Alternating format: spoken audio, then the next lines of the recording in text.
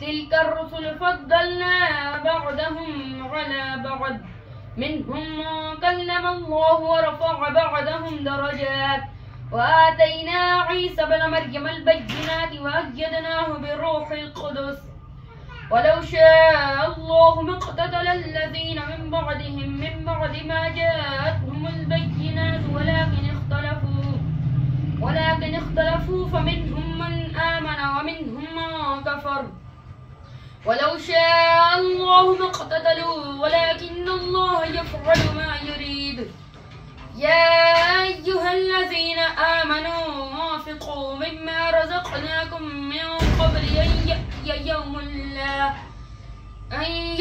يوم لا بيع فيه ولا خلة ولا شفاعة والكافرون هم الظالمون الله لا إله إلا هو الحي القيوم لا تأخذه سنة ولا نوم له ما في السماوات وما في الأرض ما ذا الذي يشفع عنده إلا بإذنه يعلم ما بين أيديهم وما خلفهم ولا يحيطون بشيء من علمه إلا بما شاء وسع كرسيه السماوات والأرض